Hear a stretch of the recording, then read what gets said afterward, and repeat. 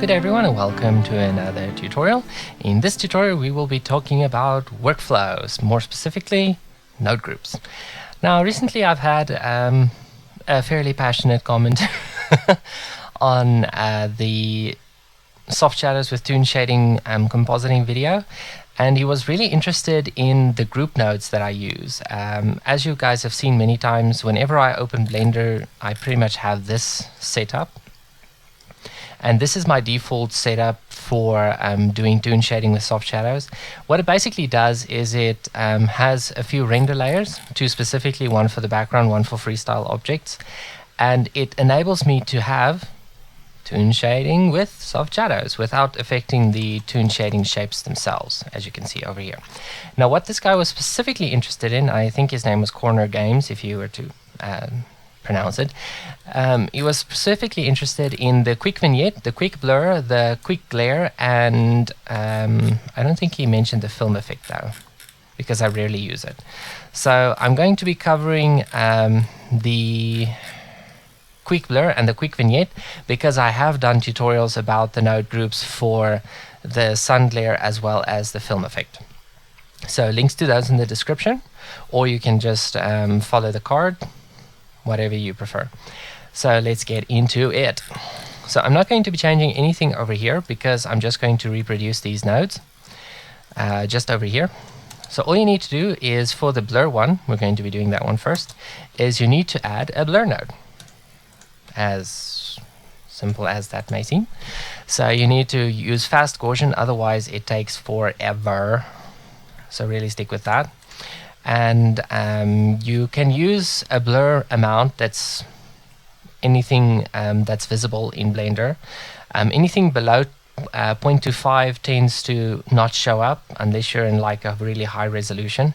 So I set mine to 10 because we are going to put this size influence in the box over here. You can see there's blur size.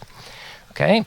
So that you can link to a mix node like that, and of course we then take our original input also there, and of course we can just mix it like that, and that also goes to the node front. You can see there's factor, and that of course leads to your output.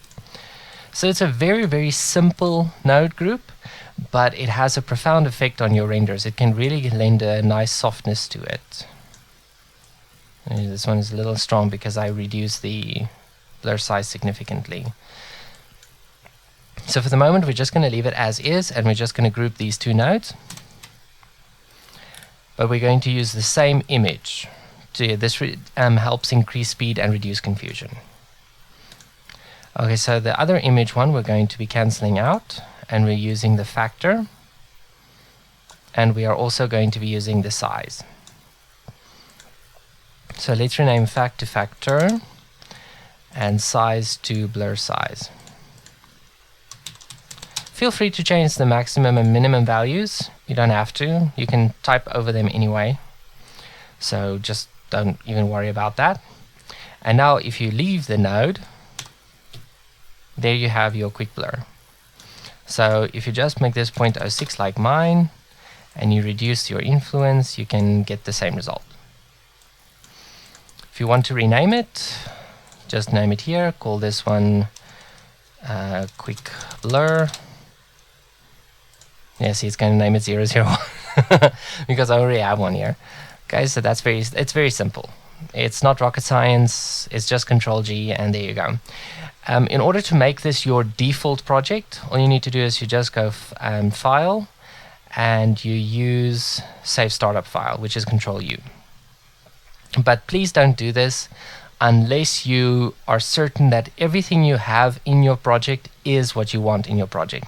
There is a way to restore the default project, which is this Load Factory Settings one. But like I said, make sure everything is right before you do this. And a way to also prevent them from going lost in your startup project is to make sure that they are already added, which you can see I have over here. I have all my default node groups. If they're not added in the window, they're definitely added in the node tree. Okay, so moving on to the next one. So I'm just going to chuck that one. Okay, for the quick vignette one, all we need to do is add another mix node. Could have kept the previous one. Add a distortion one, lens distortion, because this is going to give us our sphere that fits the frame.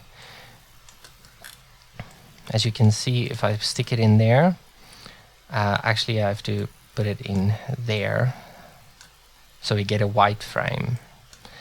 And so put it in there. There we go. Okay. Now you don't tick fit, jitter, or projector.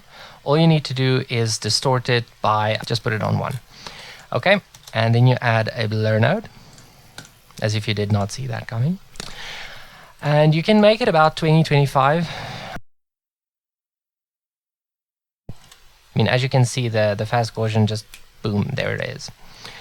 Okay, and this we can then mix again, but using either overlay or multiply. If you use overlay, it's going to darken your colors at the edge instead of just putting like a black fade over them. I'm going to show you by actually applying it to our output with the monkeys. Okay, so firstly I'm going to show you multiply, and then I'm going to add another one over here that's going to show you what overlay looks like. I just need to set overlay up properly. There we go. You can use a color ramp because we have to adjust it so that there's a medium gray, so that only the black areas affect the image. Because we only want to darken the edges. We don't want to darken the whole image. Okay, and then we get our output again. And you can obviously clamp it if you want to. I don't know if you have certain effects you want the nodes to amplify. If you don't clamp it, it's better for your final result anyway. Okay, so this is what multiply looks like. As you can see, it just darkens your colors at the edges, and overlay kind of burns your colors at the edges. I mean, look at that. Now you can, yeah, you can see there. Look at the difference between multiply and overlay. See, there's a very, very clear difference between the two. And the original, I just want to get another viewer node here. Looks like this. See the difference? Boom. So whatever you prefer, test it on a few renders. I personally use overlay the most because I like that burning effect it has on the colors. I'm going to change some of the monkeys just so you can see what it looks like. Okay, so now you're looking at overlay again. You can see it kind of increases the saturation of the colors while darkening darker shades. Multiply just darkens it overall. You can see that the specular value is also reduced. And then of course we have our normal output, which somehow vanished. There we go. Is there. So you have the multiply and the overlay. Okay, so whichever you prefer, that's the one you're going to group. I prefer overlay, so I'm going to chuck the rest. And we're going to take the mix node, blur, color ramp, overlay, and group. Now remember, we're going to use the same image output for everything.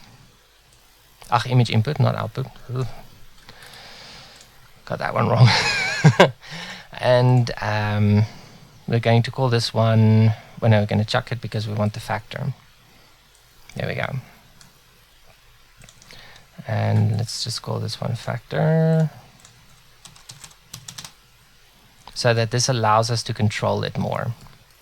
And of course, then we have our output. So here we have our quick vignette. You can see it over there, intensity, which is pretty much just factor. Just get our viewer node there, so you can reduce it, increase it, reduce it. If you want to, you can also go into the node group again by pressing tab after it's selected, and also add your blur size over here if you want to. I prefer not to because a vignette is a very soft thing. If you make it sharp, it looks weird. But if you want to do like a dream state sort of thing, you would probably make the vignette white, and you wouldn't make it super intense, and you would add the blur quite heavily over that. You know, you can use that for memories, dreams, somebody being, you know, in that love at first sight kind of state, whatever you prefer. So I'm just not going to add the size there, but you're welcome to. So I'm going to increase it back to 1, and of course then you just rename it. Quick vignette. Simple as that. Just want to give a shout out where I learned this one. I watched many of Andrew Price's tutorials, and this is the way that he made the vignette many times. And based on that, I also created the quick blur node, so I'm super happy God led me that way. Because in terms of workflow, this saves you in the long run hours, possibly days, possibly even weeks or months, or whatever the case might be, because you don't have to recreate these things every single time you use Blender. It's really, really a massive time saver. So that's it for this video. I hope you guys find this super useful. Go out there and create your group nodes. Have a great one. God bless you.